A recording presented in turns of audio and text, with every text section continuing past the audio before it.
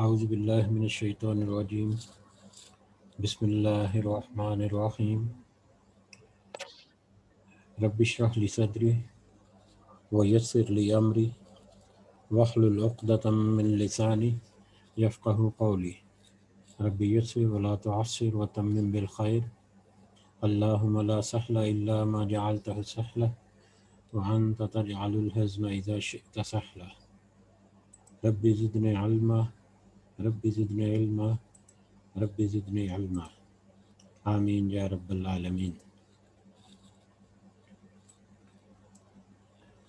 آج ہم انشاءاللہ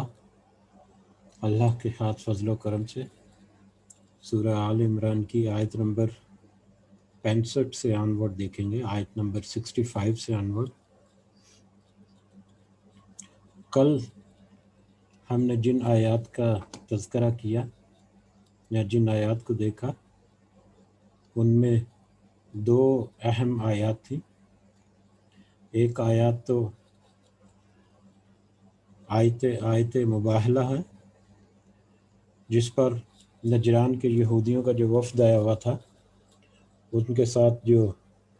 گفت و شنید، جو ان کے ساتھ جو مذاکرات یا معاملات یا جو بھی مکالمے ہوئے، اب ان سارے مکالمے کے بعد اور اللہ تعالیٰ نے جتنی انفارمیشن جو سچی اور حق پہ مبنی انفارمیشن تھی، جو ڈیٹیل تھی، جو معلومات تھی حضرت عیسیٰ علیہ السلام کے بارے میں، ان کی پیدائش کے بارے میں اور ان کے معجزات کے بارے میں اور ان کے نبی ہونے کے بارے میں اور ان کو زندہ اٹھا لیے جانے کے بارے میں، اللہ تعالیٰ نے ان کو زندہ اٹھا لیا، وہ ساری معلومات جو ہیں وہ ڈسکس کرنے کے بعد بھی اور سارا حق جو ہے اس کو پہچان جانے کے بعد بھی وہ نجران کے جو عیسائیوں کا وفد تھا وہ اپنی ہی بات پر اڑا رہا، کیونکہ ان کا مقصد تو صرف اپنی کرسی کو اور اپنے مقام اور مرتبے کو بچانا تھا۔ وہ تو دین کی کوئی بات یا دین کی کوئی خدمت ان کا مقصد ہی نہیں تھا۔ حق تک پہنچنا یا حق تک کو قبول کرنا تو ان کا مقصد ہی نہیں تھا۔ تو پھر ایک آخری حربے کے طور پر اللہ تعالیٰ کی حکم اور اللہ تعالیٰ کی ہدایت کے مطابق نبی کریم صلی اللہ علیہ وسلم نے ان کو مباہلے کی دعوت دی کہ ہم اپنے بیٹوں کو، اپنی عورتوں کو اور اپنے آپ کو لے آتے ہیں، تم بھی اپنے بیٹوں کو، اپنی عورتوں کو اور اپنے آپ کو لے آؤ، اور پھر ہم گڑ گڑا کر اللہ کے حضور ہم دعا کرتے ہیں کہ جو جھوٹے ہیں، ہم میں سے جو جھوٹے ہیں، اللہ تعالیٰ ان پر اللہ تعالیٰ کی لعنت ہو۔ تو جب یہ سچویشن ان کے پیش آئی تو انہوں نے بیک آؤٹ کر لیا اور انہوں نے مباہلے سے معذرت کر لی، اور پھر انہوں نے اپنا واپسی کا راہ لیا، یہ کہہ کر کہ ہم آپ کی دعوت جو ہے اس کو تو قبول نہیں کر سکتے، البتہ جو جزیہ ہے، جو ان کا جو اسلامک گورنمنٹ کا جو ٹیکس کہہ لیں آپ، جو نان مسلم پہ ہوتا ہے، وہ ہم دینے کے لیے تیار ہیں، تو آپ اس کے لیے کوئی صحابی یا کوئی اپنا ایماندار شخص ہمارے حوالے کر دیں۔ تو اس طرح سے انہوں نے اس معاملے سے برات یا اس معاملے سے چھٹکارا حاصل پایا، لیکن در حقیقت انڈائریکٹلی انہوں نے یہ ایکسیپٹ کر لیا کہ نبی کریم صلی اللہ علیہ وسلم نے جو کہا، اللہ نے قرآن میں جو آیات نازل کی وہ سب حق اور سچ ہیں، کیونکہ وہ مباہلے کے لیے نہیں آئے۔ اس کا مطلب یہی ہے کہ ان کو شک تھا کہ وہ جو کہہ رہے ہیں یا جو ان کا جو نقطہ نظر ہے وہ یقیناً گمراہ کن ہے یا غلط ہے یا بالکل بھی حقیقت کے برخلاف ہے۔ اور پھر اللہ نے تو بہت واضح کر کے کہہ دیا کہ یہ یقیناً یہی حق ہے اور یہی سچ ہے جو اللہ نے نبی کریم صلی اللہ علیہ وسلم کو قرآن کے ذریعے اتارا، اور نبی کریم صلی اللہ علیہ وسلم نے پھر امت کے سامنے کھول کر رکھ دیا۔ اور اس کے بعد جو آخری آیت ہم نے پڑھی تھی، آیت نمبر 64، وہ بھی اہمیت کی حامل ہے۔ اس آیت کو آیت دعوت بھی کہتے ہیں، یعنی ایمان کی طرف، دین کی طرف یا اسلام کی طرف دعوت دینے والی آیت۔ اس آیت میں اللہ تعالیٰ نے کہا کہ یہ اہل کتاب ہیں، وہ ان کے درمیان اور مسلمانوں کے درمیان جو اہل قرآن ہیں، اہل کتاب سے مراد پچھلے اہل کتاب یعنی یہودی اور عیسائی، اور اہل قرآن سے مراد امت محمدی صلی اللہ علیہ وسلم یا قرآن مجید، یہ قرآن کی تعلیمات جو ہیں۔ تو یہاں پر ایک گائیڈنس یا حق کی طرف دعوت دینے کا ایک طریقہ جو ہے وہ اس آیت میں بیان ہوا کہ کم از کم اتنا تو ہو سکتا ہے، یا کم از کم اتنا تو کر لو کہ تمہاری کتابوں کے درمیان جو تمہارے جو شریعت ہے یا تمہاری جو تمہاری طرف جو ہدایات پہلے آ چکی، ان میں اور اس کتاب میں جو مشترک چیزیں ہیں جن میں کوئی اختلاف نہیں، جو یکساں ہیں، ان کو ہم اکٹھا کریں، ان پر ہم اکٹھے ہو جائیں، ٹھیک ہے۔ اور وہ کون سی واحد چیز ہے جو مشترک ہے، جو کون سی سب سے پہلی چیز جو مشترک ہے وہ ہے کہ اللہ ایک ہے اور اس کے علاوہ کوئی عبادت کے لائق نہیں۔ اب یہ دعوت جو ہے یہ عیسائیوں کی جو کتاب ہے انجیل اس میں بھی موجود، اور یہودیوں کی جو کتاب تورات ہے یہ اس میں بھی، اور یہ انفارمیشن یا یہ اللہ کی وحدانیت اور اللہ کا وحدہ لا شریک ہونا، یہ آج بھی بے شک وہ جتنی بھی ٹیمپرڈ کی ہوئی ہیں انہوں نے کتاب، لیکن آج بھی ان کی کتابوں کے اگر مطالعہ کریں تو اس میں اس طرح کے مطلب ملتے ہیں ہدایات، یا اس طرح کی اس میں کتابت ملتی ہے جس میں صرف اللہ جو ہے اس کی ہی عبادت کرنے کو، اور اللہ جو ہے وہ اس کا وحدہ لا شریک ہونا جو ہے وہ ان کی کتابوں میں آج بھی موجود ہے۔ لیکن بدقسمتی سے انہوں نے اور بھی بہت ساری چیزیں اس میں ایڈ کر لیں، بہت ساری چیزیں حذف کر دیں، اور اپنی مرضی سے انہوں نے اس میں تبدیلیاں لے کر آئے، تو جس کی وجہ سے وہ گمراہ ہیں۔ اور در حقیقت ان کو گہرائیوں میں پتہ ہے، ان کے جو علماء ہیں ان کو جب وہ گہرائی میں جاتے ہیں تو ان کو پتہ ہے کہ حقیقت کیا ہے۔ آج بھی کبھی بہت بڑے لیول پر جب یہودیوں کا، عیسائیوں کا اور مسلمانوں کے آپس میں جب مکالمے ہوتے ہیں تو اس وقت ان کے ذہن میں یہ بات آتی ہے، اور یقیناً ذہنی طور پر اور دل کی گہرائیوں سے وہ اس بات کو تسلیم کرتے ہیں کہ نبی کریم صلی اللہ علیہ وسلم جو ہیں وہ حق اور سچ والے نبی تھے، جو وہی نبی ہے جو جن کا ذکر جو ہے ان کی کتابوں میں موجود ہے، لیکن اس کے باوجود وہ اپنے ذاتی مفادات کے لیے وہ اس کامن ٹرم کے اوپر بھی جمع نہیں ہوتے۔ بہرحال یہ آیت جو ہے، یہ آیت آج کل تبلیغ کے لیے بہت اہم اور بہت خاص مقام رکھتی ہے، اور خاص کر میں ذکر کرنا چاہوں گا یہاں پر ڈاکٹر ذاکر نائک جو ہے وہ اکثر اس آیت کو کوٹ کرتے ہیں کہ کم از کم ہمارے یعنی مسلمانوں کے درمیان اور دوسرے جو بڑے مذاہب ہیں ان کے درمیان جو کامن ٹرمز ہیں کم از کم ان پہ تو اکٹھا ہو سکتے ہیں، اختلافات کی باتیں جو ہیں وہ بعد میں دیکھ لیں گے، اور کامن ٹرمز میں جب آتے ہیں جو یکساں جو اس میں عقائد ہیں اس میں جب آئیں تو سب سے پہلا یکساں عقیدہ یا کامن ٹرم وہ یہ ہے کہ اللہ کے سوا کوئی عبادت کے معبود نہیں۔ تو اس حوالے سے یہ بہت اہم آیت تھی جو ہم نے کل پڑھی، اور اس میں بھی اللہ تعالیٰ نے کہا کہ کم از کم اس جو واحد اس جو کامن ٹرم ہے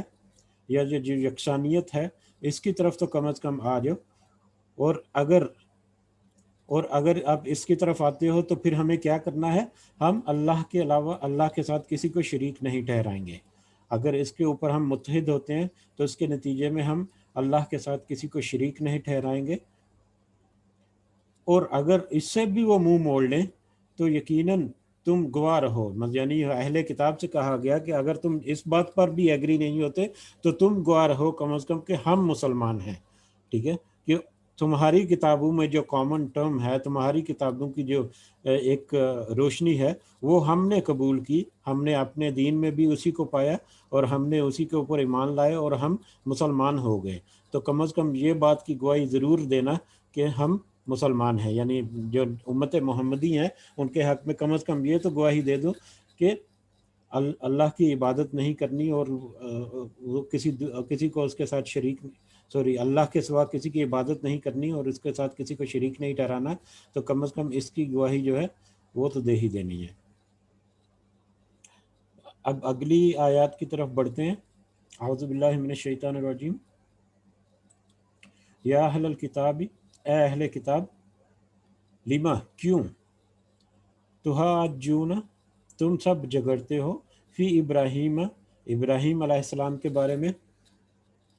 वमा हालांकि नहीं, उनजिलती उनजिलत तौरात उतारी गई तौरात, हालांकि नहीं उतारी गई तौरात, वल इंजीलो और इंजील, इल्ला मिन बादिही मगर उसके बाद, अफला ताकिलून पस क्या नहीं तुम अकल रखते। अब यहाँ पर अहले किताब यानी यहूदी और ईसाई, उन दोनों से खिताब है यहाँ पर कि तुम इब्राहीम अलैहिस्सलाम के बारे में क्यों झगड़ते हो, हालांकि तौरात और इंजील जो हैं वो तो उनके बाद उतारी गई, वो तो उनके बाद आने वाली किताबें हैं। अब हज़रत इब्राहीम अलैहिस्सलाम जो है, जैसा कि हमें पता है कि अबुल अंबिया हैं, और अहले किताब और यानी उम्मत मोहम्मदी दोनों जो हैं वो हज़रत इब्राहीम अलैहिस्सलाम को अपना मतलब जद्दे अमजद जो है वो मानते हैं नबियों में, ठीक है। जैसे हज़रत इब्राहीम अलैहिस्सलाम की औलाद में हज़रत इसहाक अलैहिस्सलाम और हज़रत इस्माइल अलैहिस्सलाम। अब हज़रत इसहाक से फिर हज़रत याकूब हुए, हज़रत याकूब का टाइटल जो है वो इसराइल था, और फिर हज़रत याकूब से जो नस्ल चली जिसमें सारे अंबिया आए वो बनी इसराइल कहलाए, क्योंकि हज़रत याकूब का टाइटल जो है वो इसराइल था। उन्हीं में फिर पहले हज़रत मूसा आए, बहुत अरसे के बाद हज़रत मूसा पर तौरात जो है वो नाजिल की गई, और यहूदियों ने उनको अपना इमाम माना, लेकिन बेशक हालांकि उन्होंने भी उनसे इख्तलाफात किए, और सूरह बकरा में हमने बहुत तफसील से पढ़ा, ज़्यादातर हमने यहूदियों के ही खुराफात और उन्हीं की जो गुमराहियाँ हैं वही पढ़ी हमने सूरह बकरा में भी। तो हज़रत इब्राहीम के बाद हज़रत इसहाक की नस्ल में हज़रत याकूब, याकूब के बाद हज़रत मूसा, हज़रत मूसा पर फिर तौरात नाज़िल हुई, उसके बाद चलते चलते फिर हज़रत ईसा अलैहिस्सलाम का दौर आया, और हज़रत ईसा अलैहिस्सलाम पर जब इंजील नाज़िल हुई, ठीक है। और फिर हज़रत इब्राहीम अलैहिस्सलाम की नस्ल की जो दूसरी लड़ी थी हज़रत इस्माइल अलैहिस्सलाम, हज़रत इस्माइल अलैहिस्सलाम के बाद आखिर में सबसे आखिरी नबी जो हैं वो हमारे रसूल करीम सल्लल्लाहु अलैहि वसल्लम वो मबूस हुए, वो भी हज़रत इब्राहीम अलैहिस्सलाम की लड़ी या हज़रत इब्राहीम अलैहिस्सलाम की नस्ल, ठीक है। तो यहाँ पर यहूदियों और ईसाइयों से कहा जा रहा है कि तुम हज़रत इब्राहीम अलैहिस्सलाम के बारे में क्यों झगड़ा करते हो, तुम हालांकि वो तो उस वक़्त नहीं थे जब तुम्हारे ऊपर तौरात और इंजील नाज़िल हुई, वो तो बहुत बाद की बातें हैं, वो तो बहुत बाद की किताबें हैं, और तुमने तो मतलब हज़रत इब्राहीम अलैहिस्सलाम का जो दीन है उसको उसको ही मतलब पूरे का पूरा यकसर बदल दिया, और जो किताबें तुम पर नाज़िल हुई तुमने तो उनमें भी तब्दीली की, और उनके अहकामात जो हैं उनको भी मानने से इनकार किया, तो फिर तुम हज़रत इब्राहीम अलैहिस्सलाम के बारे में क्यों झगड़ते हो। यानी दोनों हज़रत यहूदी और ईसाई दोनों का आपस में इस बात पर भी तनाव रहता था कि वो दोनों क्लेम करते थे कि हम दीन इब्राहिमी पर है, या इब्राहिम अलैहिस्सलाम जो हमारे जद्दे अमजद हैं तो हम उन्हीं के दीन पर चल रहे हैं, हालांकि दोनों ही अपने दीन को छोड़कर अपने अपने मतलब रास्ते जो हैं दोनों ने नापे हुए थे। तो अफला ताकिलून, तक तुम अकल क्यों नहीं करते, तुम कम अज़ कम तुम्हें ये पता है सारा कुछ, उसके बावजूद तो तुम अकल से काम नहीं लेते। हाँ अंतुम हाँ उलाई, सुनो तुम वही लोग हो, ये यहूदियों और ईसाइयों से दोबारा बात हो रही है कि तुम वही लोग हो, हाँ जज तुम सब झगड़ा कर चुके हो, फीमा इसमें जो लकुम तुम्हें बिही इल्मुन इसका इल्म था, जिस चीज़ का तुम्हें इल्म था उसमें तुम ऑलरेडी झगड़ा कर चुके हो, जैसा कि पिछली आयत में जिक्र हुआ कि उनको तौरात और इंजील जो है, जो उनके ऊपर पहले जो किताबें थी उनके पास, उनको उनका इल्म था, और उनमें उन्होंने मतलब तहरीफ भी की हुई थी, और ये चीज़ें जानने बूझने के बावजूद वो आपस में भी झगड़ते थे, यानी ईसाई और यहूदी वो आपस में भी झगड़ते थे, और तुम तो झगड़ा कर चुके हो आपस में उन चीज़ों पर जिसका तुम्हें इल्म था, तो क्यों तुम झगड़ा करते हो, फालिमा तो क्यों, तो हाँ जूना तुम सब झगड़ा करते हो, फीमा इसमें जो लई सालकुम बिही इल्म नहीं है तुम्हारे इल्म में, तो उन चीज़ों के बारे में कि तुम क्यों झगड़ा करते हो जिसका तुम्हें इल्म ही नहीं, यानी حضرت ابراہیم علیہ السلام اور ان کے اوپر جو نبی آئے اور ان کے بعد جو کتابیں آئیں، اور اب تمہارے اوپر بھی جو کتابیں آئیں، بہت ساری چیزوں کا تو جو علم ہے، لیکن کچھ چیزوں کا تو کچھ چیزیں تو ایسی ہیں جن کا تمہیں علم بھی نہیں، جن کو تم جانتے بھی نہیں، تو پھر بھی تم ان میں بھی جھگڑا کرتے ہو، یعنی ہر چیز میں تم جھگڑا ہی جھگڑا کرتے ہو۔ تمہیں کسی چیز کا علم ہے یا کسی سے لا علم ہو، تو تم تو بس اپنی روش میں ہی بس جھگڑے کی روش ہی قائم رکھے ہوئے ہو۔ واللہ یعلم، اور اللہ جانتا ہے، وانتم لا تعلمون، اور تم نہیں جانتے۔ جو اللہ جو جانتا ہے وہ تم تو نہیں جان سکتے۔ اللہ کے علم میں تو ہر چیز ہے، اللہ کے علم کے احاطے میں ہر چیز ہے، کوئی بھی اللہ کے علم کے احاطے سے باہر نہیں۔ ما کانا، نہیں تھے ابراہیم علیہ السلام یہودی، یہ بھی ایک بہت اہم آیت ہے ہمیں سمجھنے کے لیے۔ حضرت ابراہیم علیہ السلام نہیں تھے یہودی، ولا نصرانیہ، اور نہ ہی عیسائی، نہ ہی نصرانی تھے۔ حضرت ابراہیم علیہ السلام نہ ہی یہودی تھے، نہ ہی نصرانی تھے، ولیکن کان حنیفا مسلمن، اور لیکن وہ تھے یکسو خالص مسلمان۔ یکسو کا مطلب ہے ایک ہی سیدھی راہ پر چلتے رہنے والے کو، تو وہ ایک یکسو ہو کر ایک سیدھی راستے پر چلنے والے ایک خالص مسلمان تھے۔ حضرت ابراہیم علیہ السلام نہ تو وہ یہودی تھے اور نہ ہی وہ عیسائی تھے، وہ تو حقیقت میں مسلمان ہی تھے۔ مسلمان یعنی سر تسلیم خم کر دینے والا، اس کی ہم نے ڈیفینیشن پڑھی، اور حضرت ابراہیم علیہ السلام تو سر تسلیم خم کرنے والے تھے، وہ تو مسلمان ہی تھے۔ اور ہم نے یہ بھی دیکھا کہ جتنے انبیاء آئے وہ سب حقیقت میں اسلام ہی کے لے کر آئے، وہ حقیقت میں مسلمان ہی تھے، لیکن ان کے پیروکار ان میں مطلب وہ ان کی تکذیب کی اور اپنے ہیلے بہانے گڑھ کر انہوں نے اپنے دین میں کچھ نہ کچھ تبدیلیاں کی، جس کی وجہ سے وہ کہنے کہ وہ دین اسلام جو ہے اس پر قائم نہیں رہ سکے۔ تو حضرت ابراہیم علیہ السلام جس وقت موجود تھے، ان کی جو تعلیمات تھی وہ تو یہ نہیں تھی جو تمہاری تعلیمات ہیں ہم۔ اور دوسرے نمبر پہ ہم نے پچھلی کتاب میں جب پچھلی آیت میں جب پڑھا کہ یہودی اور عیسائی جو ہیں وہ تو حضرت ابراہیم علیہ السلام کے بہت بعد کی نسلیں ہیں، بہت بعد کے دین ہیں، بہت بعد کی قومیں ہیں۔ حضرت ابراہیم علیہ السلام جو ہیں وہ تو اللہ کی عبادت کرنے والے اور صرف اللہ ہی کو وحدہ لا شریک ماننے والے اور صرف اللہ ہی کے حکم کی پیروی کرنے والے تھے۔ وہ تو حقیقت میں ایک یکسو مسلمان تھے، یکسو سیدھے راستے پر چلنے والے ایک خالص مسلمان تھے۔ اور اگر آج ہم دیکھا جائے تو آج بھی ہم اکثر یہ مطلب بات ہمیں کوٹ کرنے میں سننے میں ملتی ہے کہ حضرت محمد صلی اللہ علیہ وسلم، ہمارے نبی کریم صلی اللہ علیہ وسلم جو تھے وہ نہ ہی اہل حدیث تھے، نہ ہی وہ تشیعہ تھے، نہ ہی وہ بریلوی تھے، نہ ہی وہ دیوبندی تھے، نہ ہی کسی قسم کا سیکٹ تھا، وہ تو حقیقت میں مسلمان تھے۔ اور آج ہم اگر مسلمان بننا چاہتے ہیں، اگر ہم یہ کلیم کرتے ہیں کہ ہم نبی کریم صلی اللہ علیہ وسلم پر ایمان لائے، تو ہمیں وہ چیز ماننی ہے، اس چیز پر عمل کرنا ہے جو نبی کریم صلی اللہ علیہ وسلم نے ہمیں دی، نہ کہ ہمارے ان علماء نے جو معذرت کے ساتھ اپنے ہی کسی مطلب فائدے کے تحت یا اپنے ہی کسی بزرگوں کی جو اتباع ہے یا پیروی ہے انہی کو فالو کرتے ہوئے سارا کچھ سکھا رہے ہیں۔ اور بہت ساری بھی نہیں کہیں، کچھ باتیں ایسی ہیں جن کو وہ چھپا جاتے ہیں اور مختلف فرقوں میں بٹے ہوئے ہیں۔ اور فرقوں میں بٹنے کی وجہ یہی ہے کہ وہ جو کامن ٹرمز ہیں، آج بھی ہمارے ہاں بہت ساری کامن ٹرمز ہیں، مطلب اللہ ایک ہے، دین ایک ہے، نبی کریم صلی اللہ علیہ وسلم آخری نبی ہے، ٹھیک ہے، اللہ کی کتاب قرآن جو ہے اس میں کسی قسم کا کوئی اختلاف نہیں، 5 نمازیں ہیں، روزے ہیں، حج ہے، زکوٰۃ ہے، جہاد ہے، مطلب بہت سارے معاملات ایسے ہیں جن میں کامن ٹرمز ہیں، لیکن اس کے باوجود آج کا مسلمان افسوس کے ساتھ کہنا پڑتا ہے کہ مختلف فرقوں میں بٹے ہوئے ہیں، اور وہ دین جو نبی کریم صلی اللہ علیہ وسلم نے خالص دین جو ہمیں پہنچایا اس میں مطلب مختلف انداز سے اختلافات کے ساتھ مختلف طریقوں سے اس پر عمل کرتے ہیں، اور مختلف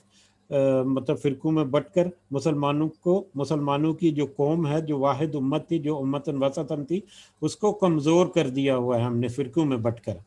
تو ہمیں کوشش کرنی چاہیے کہ ہم صحیح جو دین کی جو اصل ہے اس کو سمجھیں اور آپس کے اختلافات جو ہیں ان کو کم از کم چھوڑ کر جو کامن ٹرمز ہیں ان کو اپنا کر کم از کم ایک چھتری کے نیچے ایک جگہ پر ضرور بیٹھیں. یہ ہمیں انفرادی طور پر پہلے سمجھنا چاہیے، اور انفرادی طور پر جو ہمارے جاننے والے ہیں ان میں یہ چیز جو ہے اس کی رغبت ڈالنی چاہیے کہ کم از کم اختلافات سے جہاں تک ممکن ہو دور ہو، آپس میں مضبوط ہوں، آپس میں اتحاد قائم کریں، تاکہ مسلمان جو ہے وہ ایز اے امت جو ہے، واحد امت جو ہے وہ بن کر ابھرے اس دنیا میں. تو بہرحال ابھی اسی آیت میں اگلا ٹکڑا جو ہے وہ بھی اہم ہے. پہلے ٹکڑے میں تھا کہ حضرت ابراہیم علیہ السلام نہ تو یہودی تھے نہ ہی وہ عیسائی تھے، بلکہ وہ تو یکسو مسلمان تھے. یہ یہودی اور عیسائی اس میں ڈسکس ہو گئے. اس کے بعد وما کانا، اور نہیں تھے من المشرکین، مشرکوں میں سے، اور وہ مشرک بھی نہیں تھے. جیسا کہ ذکر ہوا تو وہ تو مسلمان تھے، اللہ کی عبادت کرتے ہوئے تھے، اسی کے ساتھ اسی کو صرف وحدہ لا شریک ماننا ہے، اور اس کے علاوہ کسی کا شرک نہیں کرتے تھے، اس میں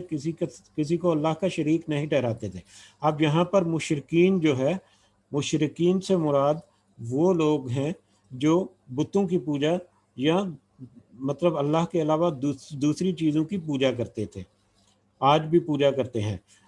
اگر ہم تھوڑی سی یاد دہانی کریں، سورہ بقرہ میں بہت جگہ پر آیا 3 قسم کے لوگ، ٹھیک ہے، ایک یہودی، ایک عیسائی، اور تیسرے تھے مشرک. مشرک وہ تھے جو شرک کرتے ہیں، جو بتوں کی یا آگ کی یا چاند ستاروں کی یا مختلف چیزوں کی پوجا کرتے ہیں، حالانکہ جانوروں کی پوجا کرتے ہیں اور پتہ نہیں کس کس چیز کی پوجا کرتے ہیں، اور ان کو انہوں نے معبود بنایا ہوا ہے. تو یہ مشرک، اب یہ مشرک جو ہے اس کا ذکر کیوں آیا یہاں پر؟ اب اہل مکہ جو تھے وہ مشرک تھے. نبی کریم صلی اللہ علیہ وسلم جب تبلیغ شروع کی تو ان مشرکوں سے تبلیغ شروع کی. اب یہ مشرک جو ہے در حقیقت یہ بھی حضرت ابراہیم علیہ السلام کو ماننے والے تھے. یہ جب بیک ٹریسنگ کرتے ہیں، ان کی نسل میں جب پیچھے جاتے ہیں، تو یہ در حقیقت بنی اسماعیل جو ہیں انہی کی نسل میں یہاں پر تھے. لیکن انہوں نے بہت سارے مطلب کیونکہ تقریباً پتہ نہیں 2000 سال تک یا کتنا عرصہ تھا حضرت ابراہیم علیہ السلام سے لے کے نبی کریم صلی اللہ علیہ وسلم کے مبعوث ہونے تک بنی اسماعیل میں کوئی اور نبی نہیں آیا. حضرت اسماعیل علیہ السلام کے بعد نبی کریم صلی اللہ علیہ وسلم جو ہیں وہ نبی آئے جو ہیں، ٹھیک ہے. جبکہ بنی اسحاق میں حضرت اسحاق کے بعد حضرت عیسیٰ سے لے کر جتنے بھی نبی آئے اس دنیا میں وہ سب بنی اسحاق میں آئے، اور بنی اسحاق کے بعد بھی جو حضرت یعقوب علیہ السلام کی اولاد میں ہی سارے نبی آئے، ٹھیک ہے. تو ان میں تو کیونکہ پورا نبوت کا سلسلہ برقرار تھا، کسی نہ کسی طور پر کوئی نہ کوئی نبی ان میں مبعوث ہوتا رہتا تھا. تو اور آخری نبی جو ان میں آئے تھے وہ حضرت عیسیٰ علیہ السلام، اور ان کے تقریباً 500 سال بعد پھر نبی کریم صلی اللہ علیہ وسلم جو ہیں وہ ان کی بعثت ہوئی 571 سال بعد تقریباً، ٹھیک ہے. لیکن جو مشرک تھے مکہ میں جو آباد تھے وہ بھی در حقیقت ابراہیم علیہ السلام کو مانتے تھے. جیسے وہ خانہ کعبہ کی حفاظت کرتے تھے، ان کے مطلب حج جو ہے اس کو بھی کسی نہ کسی طور پر قائم تھا، طواف کرتے تھے یا اس طرح کے معاملات جو وہ لے کر چلے ہوئے تھے، جو حضرت اسماعیل علیہ السلام سے چلا ہوا تھا دین ایک. لیکن اس میں انہوں نے بہت ساری خرافات پیدا کی ہوئی تھی، اور سب سے اہم جو ان کی مطلب بدعت تھی وہ تھی شرک کرنا، کہ اللہ کے ساتھ وہ بتوں کو شریک کرتے تھے. تو یہاں پر مشرک جو ہے وہ بھی اکٹھے ہو گئے، یعنی پوری کی پوری نسل جو ہے نبی کریم صلی اللہ علیہ وسلم کے امتی جو ہیں، ان کے علاوہ جتنے ادیان ہیں وہ سب ادیان یہاں پر داخل ہو گئے.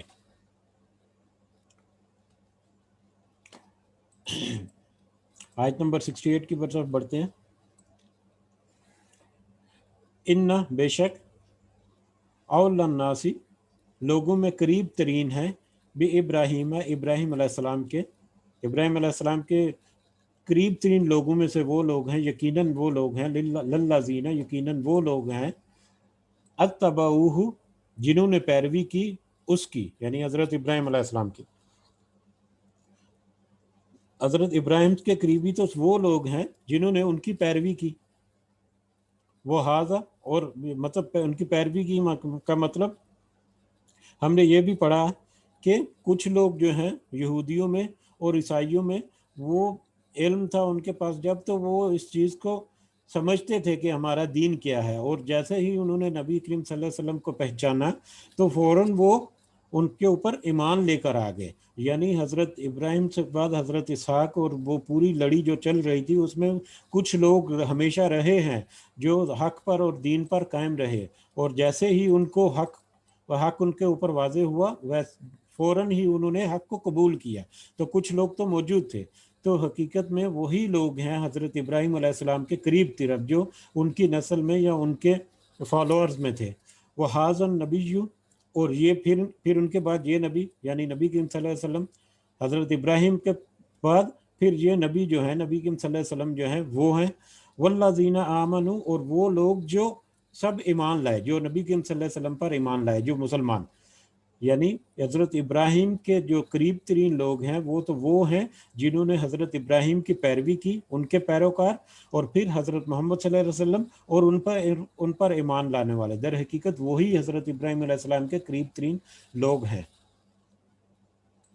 واللہ، اور اللہ، ولی ہے،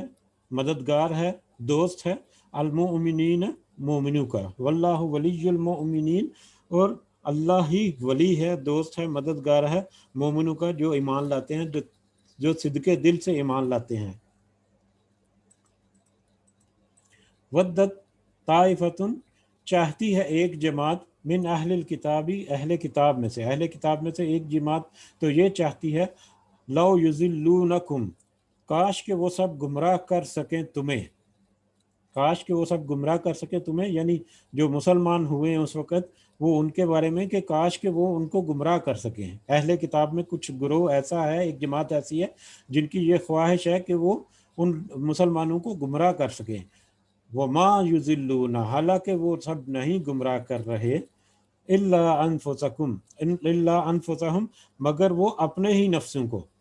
در حقیقت وہ اپنے ہی نفسوں کو گمراہ کر رہے ہیں، در حقیقت وہ اپنے ہی دین کو پہچان نہیں رہے، اور اگر انہوں نے اپنے دین کو پہچان بھی لیا ہے تو پھر اپنی ظلم اور حق درمی پہ قائم ہے، در حقیقت وہ اپنے ساتھ ہی ظلم کر رہے ہیں، اپنے آپ کو بھی گمراہ کر رہے ہیں۔ وما یشعرون، اور وہ اس بات کا شعور نہیں رکھتے، ان کو اس بات کی سمجھ نہیں آتی کہ کس طرح سے وہ اپنے آپ کو ہی گمراہ کرتے جا رہے ہیں۔ یا اہل الکتابی، اے اہل کتاب، لما تکفرون، کس لیے تم سب انکار کرتے ہو، کیسے تم انکار کرتے ہو، بی آیات اللہ، اللہ کی آیات کا، وانتم تشہدون، اور تم سب تو گواہی دیتے ہو، تمہاری کتابیں جو ہیں ان میں تو سب کچھ واضح طور پر لکھا ہوا ہے، اور تم اپنی کتابوں پہ ایمان بھی اگر کہتے ہو لاتے ہیں تو پھر تو تم گواہی دیتے ہو کہ نبی کریم صلی اللہ علیہ وسلم جو ہیں وہ حق پر ہیں، وہی سچے نبی ہیں، تو اس کے باوجود تم ان کو گمراہ کرنے کی کوشش کرتے ہو، مسلمانوں کو، اور ان کی آیات کو جو ہے ان کو جھٹلانے کی کوشش کرتے ہو، حالانکہ تم تو گواہی دیتے ہو، تمہاری کتاب جو ہے وہ تو ان چیزوں کی، ان باتوں کی گواہ ہے جو نبی کریم صلی اللہ علیہ وسلم آ کے بتا رہے ہیں سب کو۔ پھر اس کے بعد دوبارہ اہل کتاب سے ہی خطاب جا رہا ہے، یا اہل الکتابی، اے اہل کتاب، لما، کیوں، تلبسون، تم چھپاتے ہو یا خلط ملط کرتے ہو، الحق کا، حق کو، بالباطلی، باطل کے ساتھ، تم کیوں حق کو باطل کے ساتھ مکس اپ کرتے ہو، وتکتمون، اور تم چھپاتے ہو، اور کیوں تم چھپاتے ہو، الحق کا، حق کو، وانتم تعلمون، اور حالانکہ تم جانتے ہو۔ یہ پھر وہی دوبارہ رپیٹ ہے کہ وہ جو چیزیں تو جو تمہاری کتابوں میں موجود ہیں وہ سب حق پر ہیں، اور اس کے مطابق تمہیں سب پتہ بھی ہے کہ حق کیا ہے، تم جانتے بوجھتے ہوئے حق کو چھپاتے ہو اور دوسروں کو گمراہ کرنے کی کوشش کرتے ہو، یعنی مطلب گمراہی کے عقیدے جو ہے وہ پھیلاتے ہو، اور غلط باتیں جو ہیں وہ پھیلاتے ہو، اور وسوسے ڈالنے کی کوشش کرتے ہو، خاص کر نو مسلم جو ہیں، جو نئے نئے دین میں داخل ہوتے ہیں، ان کو تم کسی نہ کسی طریقے سے ورگلانے کی کوشش کرتے ہو، تو تم تو حق اور باطل کو خلط ملط کرتے ہو، مکس کرتے ہو، آپس میں ملاتے ہو۔ وقالت، اور کہا، طائفتن، ایک جماعت نے، اب وہی یہودیوں کی ایک جماعت نے کہا، من اہل الکتابی، اہل کتاب میں سے ایک جماعت نے کہا، آمنو، تم سب ایمان لے آیا کرو، بالذی، اس پر، انزلہ، جو نازل کیا گیا ہے، علی الذین آمنوا، ان لوگوں پر جو ایمان لے آئے، یعنی اہل کتاب میں سے ایک جماعت ایسی ہے جنہوں نے کچھ لوگوں کو تیار کر کے بھیجا اور ان سے کہا کہ تم ان ظاہری طور پر اس پر ایمان لے آیا کرو جو مسلمانوں پر نازل کی گئی، جو مسلمانوں یعنی کتاب، یعنی نبی کریم صلی اللہ علیہ وسلم پر، اور جو کتاب نازل ہو رہی ہے اس پر تم ظاہری طور پر ایمان لے آیا کرو۔ وجہ النہاری، دن چڑھے کا مطلب دن کے وقت، دن کے اوقات میں سب کے سامنے، یعنی کہ سب کے سامنے جب ہو تو تم ان کے سامنے ان پر ایمان لے آیا کرو۔ وَكْفُرُوا، اور تم سب انکار کر دیا کرو، اور تم سب کفر کر دیا کرو، آخرہ، اس کے آخر میں، یعنی رات کو یا چھپے جب تم ان سے علیحدہ ہو جایا کرو، یا کچھ عرصے کے بعد تم ان سے انکار کر دو، لعلہم یرجعون، تاکہ وہ سب پھر جائیں، یعنی کہ مسلمان جو ہو رہے ہیں اور وہ پھر جائیں۔ اس آیت کا یعنی مقصد یہ ہے کہ انہوں نے ایک ٹیکٹ یا ایک انہوں نے ترتیب، مطلب ایک کوشش کی انہوں نے، جو نو مسلم تھے خاص کر ان کو دین سے ہٹانے کے لیے، ان میں وسوسے اور ان میں شک و شبہات ڈالنے کے لیے، انہوں نے کیا کیا کہ کچھ لوگوں کو تیار کیا اور ان سے کہا کہ جاؤ ایمان لے آؤ ظاہری طور پر، اور نبی کریم صلی اللہ علیہ وسلم پر، اور ان کی جو کتاب ہے ان پر جو نازل ہو رہی ہے مومنوں پر، اس پر تم ایمان لے آؤ، اور کچھ عرصے کے بعد تم واپس مرتد ہو جانا، یعنی اس ایمان کو لانے کے بعد اس کو پھر چھوڑ دینا اور واپس آ جانا، تاکہ وہ سب پھر جائیں۔ یعنی جب تم ایسا کرو گے تو وہ لوگ جو اسلام قبول کر رہے ہیں، جن کا ایمان ابھی کچا ہے، یا جن کے پاس ابھی اتنا علم نہیں، یا جو نیا سیکھ رہے ہیں اس دین کو، تاکہ وہ شک میں پڑ جائیں کہ یہ جو یہودی ہیں یا عیسائی ہیں، ان کے پاس تو آلریڈی علم تھا، ان کے پاس تو آلریڈی نشانیاں تھی نبی کریم صلی اللہ علیہ وسلم کی، اب وہ اتنے پڑھے لکھے ہونے کے باوجود، اور اس کے علاوہ ہم نے یہ بھی دیکھا کہ یہودی اور عیسائی، خاص کر یہودی جو ہیں، وہ علم میں بہت آگے تھے، باقی جو مشرک جو تھے وہ تو امی تھے، وہ اتنا زیادہ پڑھے لکھے نہیں تھے، لیکن یہ اہل کتاب جو تھے، اور ان میں خاص کر یہودی تھے، وہ زیادہ پڑھے لکھے تھے۔ تو اس کا یہ ہے کہ وہ تو اہل کتاب جو ہیں وہ تو پڑھے لکھے بھی ہیں، اور ان کی کتابوں میں بھی یہ ساری نشانیاں موجود ہیں۔ اب وہ لوگ جب اسلام لے کر آئے، اور جب انہوں نے کچھ دیر جب اسلام کو دیکھا، سنا، پرکھا، اس کے بعد وہ واپس مرتد ہو گئے، واپس انہوں نے اسلام کو چھوڑ دیا، اور اسلام کو چھوڑ کر انہوں نے یہ کہا کہ ہم نے تو مطلب سچا دین سمجھ کر اسلام کو قبول کیا تھا، لیکن اس میں تو ہم نے بہت ساری ایسی چیزیں دیکھی جو تو حق پر نہیں ہے، اور پھر ہمیں ہماری کتابوں میں جو نشانیاں تھیں وہ نشانیاں تو یہاں پر ہمیں نہیں ملی، اس لیے ہم یہ دین کو چھوڑ کر واپس جو ہے اپنے ہی کفر میں، یا اپنے ہی مطلب عیسائی یا یہودی ہو جاتے ہیں۔ تو در حقیقت انہوں نے یہ ترتیب لگائی یا ترکیب کی مسلمانوں میں پھوٹ ڈالنے کے لیے، مسلمانوں کو پھیرنے کے لیے ان کے دین سے۔